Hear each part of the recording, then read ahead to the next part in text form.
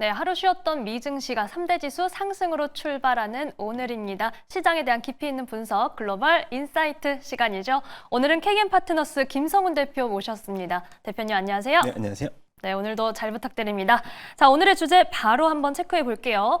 미국과 EU 관세 유예 하루 만에 협상 재개. 그 밖의 변수는 우선 가장 중요한 내용부터 바로 체크를 해보죠. 이게 뭐 또 네. 하루 만에 분위기가 바뀌는 듯한 그런 내용들이 나왔는데 좀 정리해 주실까요? 그렇죠. 지금 보니까는 유럽의 관세 50%에 대한 권고를 일단 뒤집는 그런 이 발빠른 이후에 신속한 협상 움직임이 발표가 되면서 일단 7월까지의 이제 관세에 대한 유예가 또 시장의 어느 정도의 주가의 또 상승을 또 야기시키는 모습들을 이제 보여주고 있는데요. 일단 EU 같은 경우는 관세에 대한 유예 흐름을 보였지만은 부분적인 관세에 대한 이 어느 정도의 좀 시간적인 여유가 좀 있다고 저는 보는데, 일단 EU 같은 경우는 27개국으로 이루어졌기 때문에 부분 합의를 통한 관세에 대한 진행의 흐름들을 계속해서 우리가 관찰을 해야 될 것으로 보입니다. 네. 일단 미국은 대-EU에 대한 무역 적자가 지난해 기준으로 보니까 2,360억 달러에 달했습니다. 일단 약 우리나라 돈으로 300조 가까운 수준의 이제 규모이기 때문에 트럼프 행정부는 이런 이 문제점을, 적자에 대한 문제점을 부가가치세라든가 아니면은 디지털 서비스세, 그리고 각종 이 비관세에 대한 장벽, EU에 대한 불공정 무역에 대한 관행 때문이라고 많이 지적을 했는데요. 이번 지적을 통해서 이 50%에 대한 관세에서 중국과의 협상 사례처럼 뭐 140%에 대한 관세는 아니지만 50%에 대한 관세 유협이 실질적으로 EU를 압박할 수 있는 최대 수치라는 점에서 이번에 이제 50%의 관세가 예를 들어서 장기간 유지가 되면 EU의 경제 성장률이 기존보다는 약 0.5% 이상 또 낮아졌을 것이라는 전망에 대한 우려감 때문에 빠르게 이 협상에 대한 카드로서 적절하게 우리가 활용을 했다. 트럼프 쪽에서는 그렇게 해석을 할 수가 있을 것 같고요. 단 제가 이제 몇 가지로 좀 나눠서 설명을 해드려야 되는데, 하나는요, 예를 들어서 미국이 EU에 대한 또 대미 자동차 이 수지에 대한 흑자를 문제를 많이 삼고 있는데, 한 가지는 이제 독일에 대한 문제입니다. 이것이 사실상은 독일이 이제 전체 기준에서 봤을 때 무역 흑자가 자동차 쪽으로는 305억 유로인데요.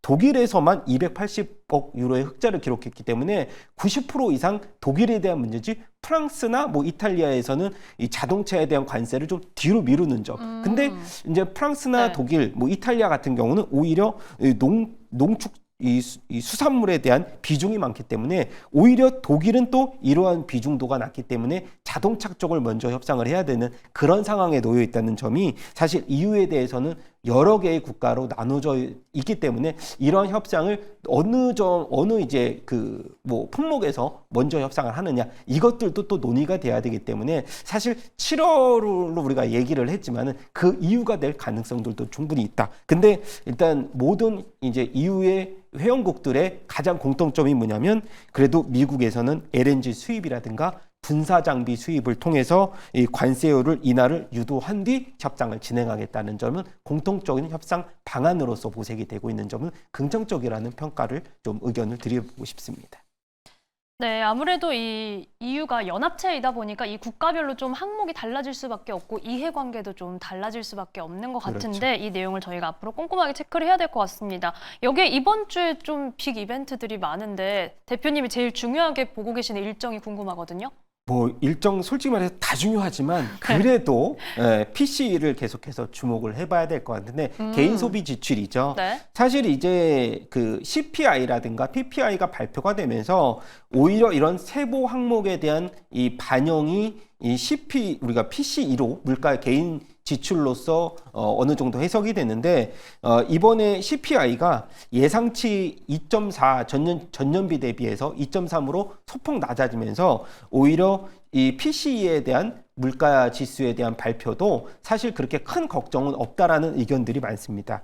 전달 대비 변동 없는 3월에 PC 같은 경우도 0%대를 기록을 했고 이번에 같은 경우는 사실 시장 예상은 0.1% 정도 상승에 그칠 것이다라는 의견이 굉장히 많고요. 그래서 저는 이제 PC도 주목을 해봐야 되겠지만 FMC 같은 경우도 FMC도 사실 지금 5월의 회의에서 신중한 태도를 보이는 만큼 그동안의 신중론이 바뀔 것 같지는 않고요. 그리고 이제 GDP 29일 날은 또 GDP 이제 수정치가 발표가 되는데 지난달 속복치가 마이너스 0.3을 기록을 했습니다. 일단 이 트럼프 대통령의 관세 부과를 좀 앞두고 이번에 수입이 한 41.3% 폭등한 그런 결과치가 마이너스 0.3으로 이제 우리가 표현을 했는데 네. 일단 뭐 사실 수정치가 발표가 된 데를 그 변화폭은 크게 없을 것이라고 보여지고 있고요. 문제가 하나 있는데 저는 이제 가장 큰 문제는 국채 입찰이라고 보여지고 있는데 20년물 장기 입찰이 조금 부진한 모습 보여줬고요. 이번 주 같은 경우는 4일 연속으로 뭐 2월물도 2년물이죠. 그리고 7년물 중단기 물을 마저도 수요가 일정 부분 부진하면 또 한번 국채 수익률이 급등할 가능성도 있기 때문에 국채 수입에 대한 입찰 어느 정도의 또 부진한 여파가 있는지도 한번 주목을 해 보시기 바라겠습니다. 네, 이번 주에 정말 체크할 내용들이 많아서 글로벌 증시 투나잇 매일매일 시청해 주셔야 될 것 같다는 생각이 듭니다. 자, 이제 어닝 시즌이 좀 마무리가 되어 가는데 이에 대해서는 좀 전체적으로 어떻게 보시나요? 일단 굉장히 예상보다 선방했다. 예상보다 그렇게. 선방했다. 네. 일단 S&P 500의 1분기 실적을 우리가 앞서서 확정은 아니지만 전문가들 예상으로는 전년비 1분기 수익은 이제 13% 정도 증가폭 예상하고 있는데 사실 3월 말 기준으로 봤을 때 애널리스트들은 약 전년비 대비해서는 7% 정도 순이익 증가를 예상했는데 그보다 약 6%대가 넘는 순이익에 대한 증가폭을 기록했다는 점. 단 시장에서는 아직까지 S&P 500이 그렇다면은 전고점에 대한 돌파 가능성이 있느냐? 그것은 약간 밸류에이션에 대한 부담은 아직 여전히 남아 있다. 일단 6월 이후에 관세에 대한 협상 이후를 좀 단기 고점으로서 예상을 하는 상황이고요.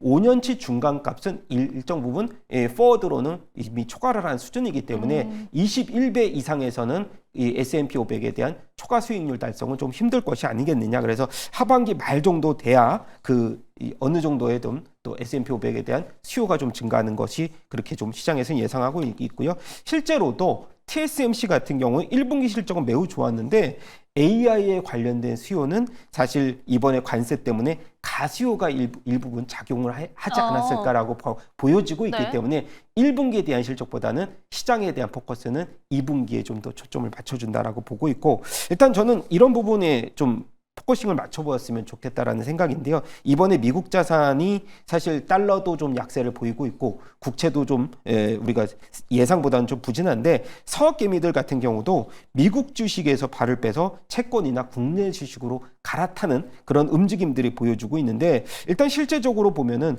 환율에 대한 이제 하락폭이 어느 정도 미국 주식으로 수익이 발생을 해도 환차 손해에 대한 우려 때문에 서학개미들은 이번에 일단 미국 주식에 있어서 이번 달 들어서만 1조 한 5천억 정도를 순매도했다고 합니다. 이것은 지난해 이제 10월 이후에는 7개월 만에 매도세로 첫 돌아선 사례라고 하니까는요. 시장에 대한 자금 움직임이 일단 선진국 미국 증시에서 일부 아시아 증시로 이동하는 것이 아니라는 우려감도 일부 있다라는 의견 좀 참고를 해주시기 바라겠습니다. 네, 확실히 좀 시장을 대응하고 바라보는 이 투자자들의 시선이 달라질 수밖에 없었던 것 같습니다. 2분기 실적이 좀 더 중요하게 지켜봐야 될 것 같다라는 말씀해 주셨고 저희가 그 전에 또 이번 주에 중요한 일정에 엔비디아 실적 발표가 있는데 저희가 엔비디아 관련해서는 좀 어디에 집중해서 봐야 될까요?